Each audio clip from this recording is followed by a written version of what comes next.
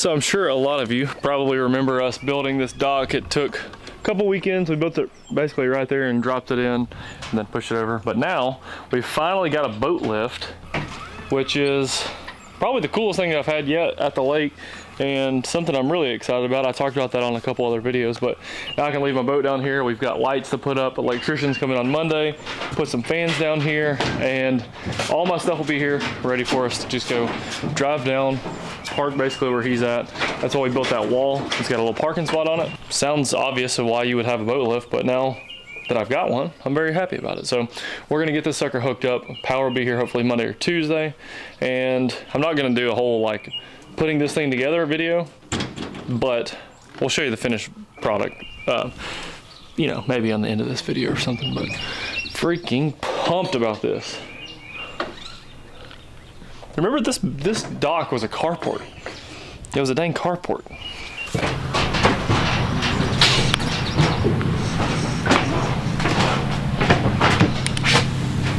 All right, so this is finally put together. It was, I honestly didn't do anything at all. I just watched, but looks really good, especially for the fact that the dock is not really, it's not really a dock, it's a carport. So we had to like basically retrofit, I guess, these to fit like the exact places, but it's super clean. Chan did a crazy good job on it for, especially for something that we basically put together ourselves, or Chan put together.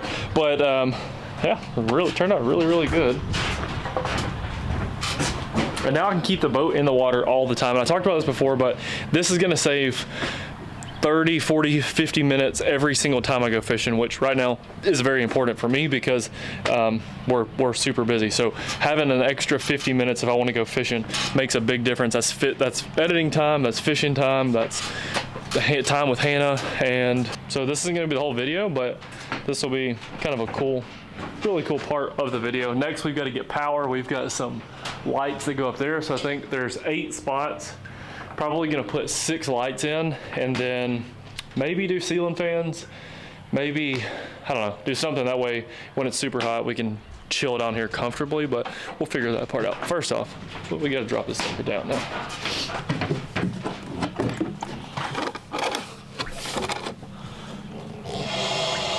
Just like so. You hop on in. It's probably soaking wet. Might slip. And also, this one thing I always wondered is this thing strong enough to hold, like, if 2 or 3 people were in here, or 4 people? They said it's good for 4,000 pounds, so you can do tackle in here, or 4 or 5 people, have a little party in here, whatever you want to do. And just like that, park here, walk down the ramp, and I'm fishing that quick.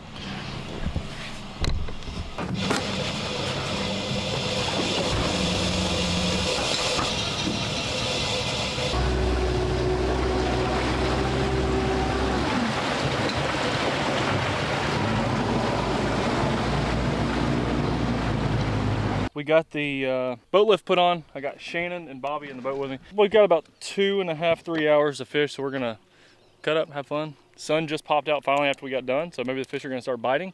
I already caught 1 this morning on bed, missed 2 on a swim jig, so hopefully we can put something together. Hope you guys enjoyed the video. Don't know what this is gonna be about, but hey, we're gonna go fishing and have a lot of fun. So see you on the chesty. No, it's normally they're always by the grass. It has something to do with the grass, for sure. They ain't just biting it out in the middle of nowhere.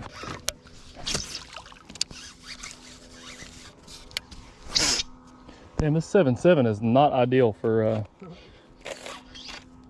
skipping. So I got stuck on this sandbar. Dude, this is crazy. I'm not kidding you. I was out here the weekend before they did that, and I went back in that whole ditch all the way back there, and this was all water.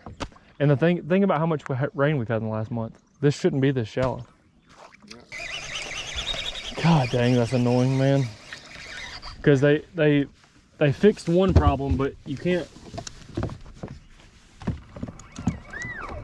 They dredged up by the dam, but this is also silted in. So when the dam was made, this also wasn't this silted.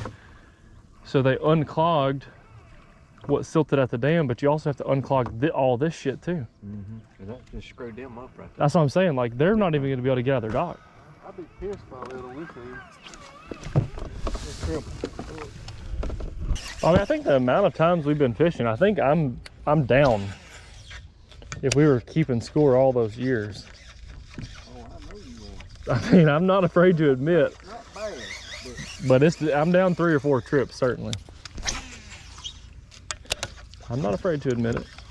This time of year, like the reason I stay so close to the bank, like what I was doing earlier, is you can't see them on bed back there. But there might be like a bunch of fish all over the place up here that we can't see. Like, I'm not gonna do it, but y'all wouldn't even be able to make a cast. But like when I was fishing this morning, I'm making this cast instead of I'm throwing down the bank. That way, one, you're covering a lot more water, a lot more good water. Yeah. But the whole time I'm feeling this, seeing if I'm feeling a bite, but I'm only looking to see if I see any fish. Because this morning they were everywhere, but they just weren't on bed. They were just cruising. And then the one fish that I saw that was actually on bed, I caught it. It took about 10 minutes, but from back where we were, you just can't, the glare and the pollen, you can't see them at all. And then these fish here, like Guntersville fish, they'll clear out a clean hole to spawn in. Right. But these fish spawn on leaves really, like they're bad about spawning on leaves. So you can't, a lot of times you can't even see the bed at all, which makes it really freaking tough because the bass blend in so good with those leaves, you cannot see their beds. Even if you're looking for them, even if you are up that close to the bank, sometimes it's still really hard to see where they're spawning at. It's my #1 favorite thing to do. I think just because it's so limited time-wise, like you only can do it a certain amount of time a year. And if you have a bunch of rain that year, the water stays muddy, then you can't really do it that good. And the one that Hannah did, was that not on Smith? Yeah, we filmed. That was when we stayed, what I was talking about earlier, when we stayed up there at that creek where those night fish were, those lights. Those were on Smith, and yeah, I kept looking and seeing the background and stuff of where that was, but I never could figure it out. I don't remember. It was around Dismal Creek, but I don't remember exactly. The thing about bedfish is most people don't. We're about to get to one. There's one on bed right around here I saw the other day. But most people won't spend the time to catch them because they take too long. And the other thing is they stay way too close to them. It's really difficult because you got to stay far enough away that they're not seeing everything you do. They know you're there, but yep, I see a fish back there. It's really, really small. Right. Watch him. You see, my line's right over his back, right? My bait is right by him right now. So the bed was right there. Yeah. And the fish just now swam all the way out to here, like pretty close to us. So if he's swimming that far away, unless okay, now it's back up there actually. It's right on the bed right now. So from the time I just started talking, he literally made it all the way back up there. I'm gonna catch him in less than 2 minutes, Bobby. Remember that. Starting right. Starting now. Less than 2 minutes. Oh, that was horrible. That messed the whole thing up right there.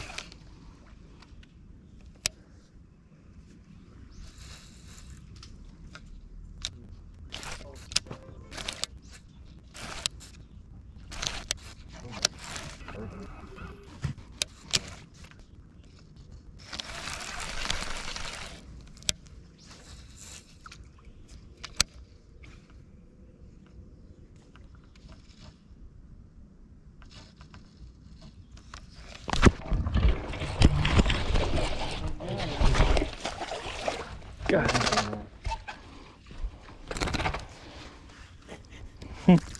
Just like that. His eyes red? Yep. So I worked on this fish the other day, guys. Little one, but I saw him the other day right up there under the branch. You saw me pitch at him 100 times. He would not bite the other day. That is definitely a male. I don't see a female, but that's one of my favorite things. One-on-one combat. Just whooped his ass right here on camera. And now I'm tied with Bobby 1-to-1, which is the most important thing.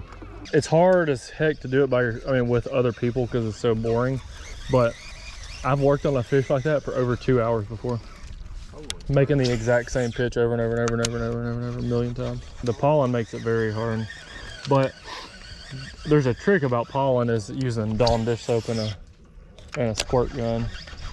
That works really good. It moves, it gets the pollen out of the way. But the good thing about the pollen is it helps hide you. So if you know there's one there, it's bad for finding fish, but it's good for catching them if you know they're there. Yeah, because they got the pollen in the way. All right, guys. So one cool thing that I've got the ability to do is, since I live on the water, every single day I look out and just see what the activity looks like, whether they're schooling fish or bluegills up on the bank, bluegills spawning, bass spawning. I'm able to keep a pretty good eye on it. And all year long, there hasn't been a single, well, I haven't seen any bluegills up on the bank yet. They're just not ready. The water's been too cold still for them. And literally in the last 24 hours, there's been a ton of movement up shallow by bluegills. I've seen them out of the windows and just seen them, you know, obviously now that I'm on the water, I can see them too. But a couple things going on. There's also they're also feeding on little bitty shad right now too, little thread fins. And so there's two different kind of mindsets going on for me of what the fish want to be feeding on. They've got bluegills coming, or they've got shad.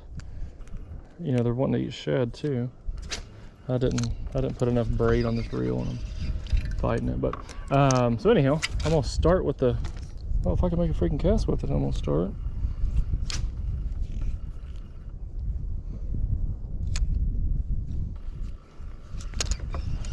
I'm gonna start with the wacky rig just because I'm seeing some bluegills right now, but I'm gonna swap pretty quickly if I don't start catching them into swimming a shad color or something, whether it's that flush or, all right, that's not gonna cut it for me. That's stupid.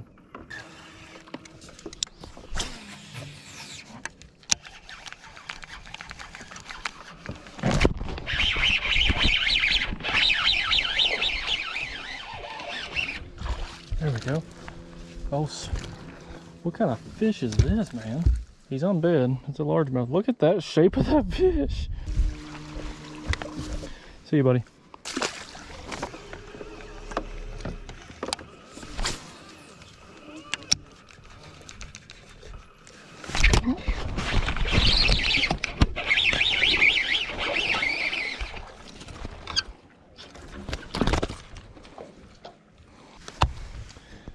Little one, but fun.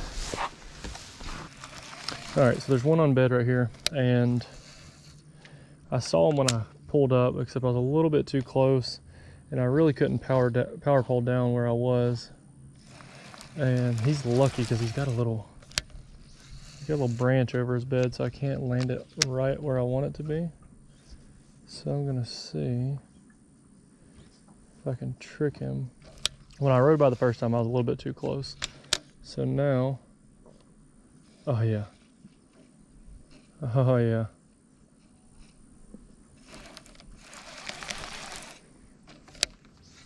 I haven't finished the sentence yet. When I rode by the first time, I was a little bit too close. And so I went a little bit past him, power poled down, and now I'm fishing from the back of the boat, trying to get a better angle on him.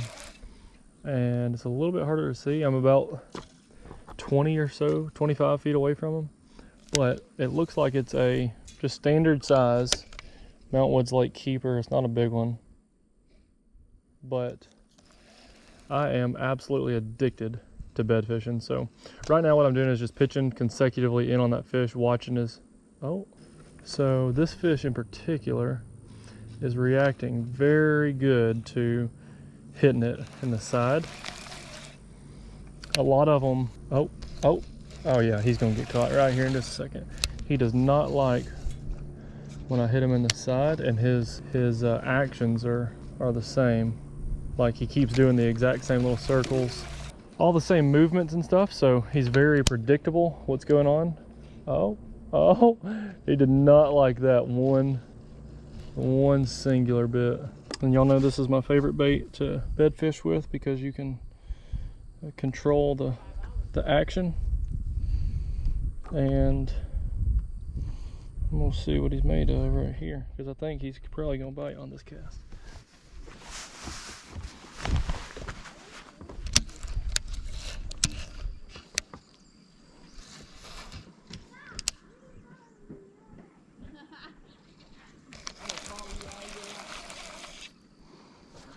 He is mad, but he will not freaking eat it.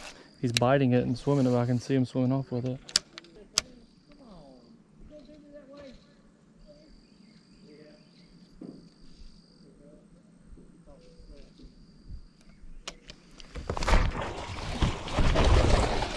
Got him. There we go. Sorry, buddy, but I finally whooped you. Right there, top of the mouth. Nope, right in his tongue.